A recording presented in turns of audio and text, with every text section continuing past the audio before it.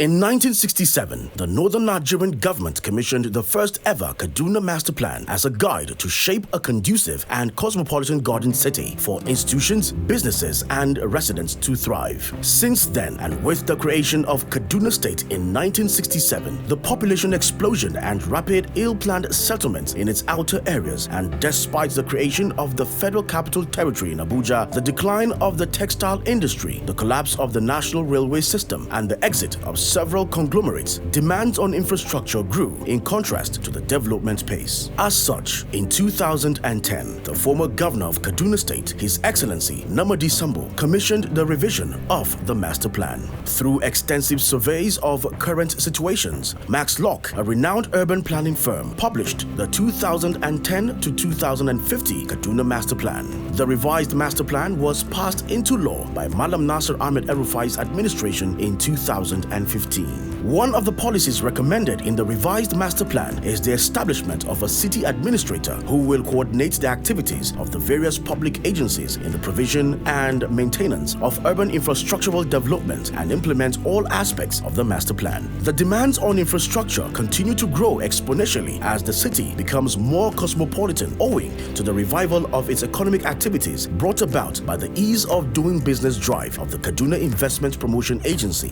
which as of today has attracted over $4.3 billion of private investments. Accordingly, His Excellency Madam Nasir Ahmed El-Rufai launched the Kaduna Urban Renewal Agenda on the 27th of June 2019, initiating a series of investments in urban infrastructure and signaling the development to come. The urban renewal activated the implementation of the Kaduna Master Plan. Nonetheless, the need to implement the policies in the master plan became increasingly apparent. As such, on the 1st of September 2021, the Kaduna House of Assembly passed the law establishing the Kaduna Capital Territory Authority, Zaria Metropolitan Authority, and Kafachan Municipal Authority. These autonomous authorities are mandated to drive sustainable development in the most populous regions in Kaduna State. The governor appointed 3 administrators to implement the development plans for their cities. Since its establishment, the Kaduna Capital Territory Authority (KCTA), headed by Mala Mohammed Hafiz Bayero, sought out best-in-class practices to administer sustainable development in the 4 local government areas that make up the capital. These include Kaduna North, Kaduna South, Chukun, and Igabi local government areas. While the city may have lost out on years of infrastructural development, its location remains strategic, and with improving transport infrastructure, the Kaduna Capital Territory Authority wishes to embark on the implementation of sustainable planning to address the following key challenges: the need for more investments in local economic development, regeneration of neighborhoods, infrastructure, and buildings that have suffered neglect. Also, the need to upgrade low-income neighborhoods with standard physical and social infrastructure to provide city-wide sewage and drainage systems. And lastly, the need to control and direct the expansion of the city. The authority has adopted the following principles to guide the transformation of Kaduna City. These include the preservation of human life and promotion of the well-being of all residents. For instance, its work on waste management, the provision of recreational parks, a conservation center, tree plantings, sporting centers, redesign of roads to incorporate pedestrians and bikers, floods and other hazard control measures like the dredging of the Kaduna River and its tributaries, upgrade of drainage and sewage infrastructure, and provisions of public toilets. Like many other cities in Nigeria, Kaduna is prone to natural or human-induced disasters. Over the years, flash floods have ravaged some parts of Kaduna City, resulting in the loss of lives and properties. To combat this, KCTA, for the first time in 15 years, dredged the Kaduna River and its tributaries. As a result, the city recorded the lowest cases of flood in record history.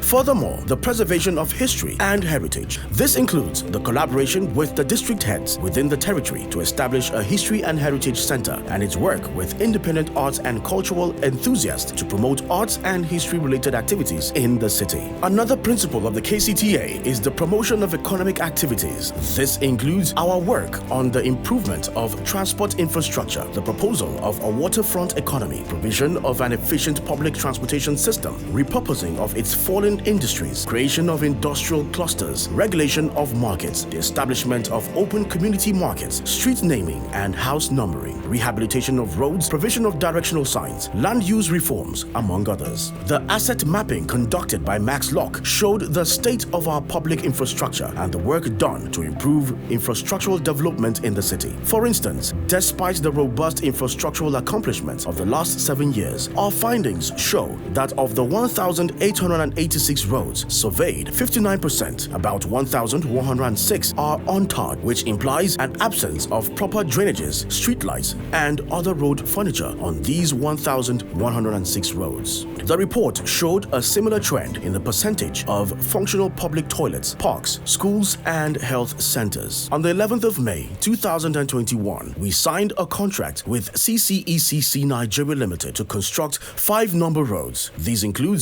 Bidda Road, Chawe Road, Ibrahim Taiwo Road, NURTW Road, and School Road, Ongwerimi. In addition, we are working with Runches Global to provide directional signs to aid navigation across Kaduna City and install speed bumps to reduce road accidents. Kcta has procured 80 handheld devices for the Kaduna State Traffic Law Regulatory and Enforcement Authority (Castelia) to optimize contactless fining, data collection of motorists, reduce contact enforcement on traffic violators, and ease data sharing among regulatory agencies. The last principle is the control over future growth and expansion through an inward focus and horizontal developments. The programs on this include the proposal for more mixed-use developments, collaborations with outer regions of the city to encourage migration out of the city while encouraging the return of the best minds of the city has lost in the last 2 decades. As with most cities in developing countries, urban development is happening rapidly and overwhelming for the existing systems to handle. Ultimately, while steps are taken to improve policies and regulatory frameworks and strengthen the capacity for administering them, it is crucial to obtain buy-in from all public and community stakeholders to ensure they own the plan and take their own steps to ensure that it is followed. The Kaduna Capital Territory Authority will therefore host a city exhibition to showcase its development plans and invite inputs from citizens.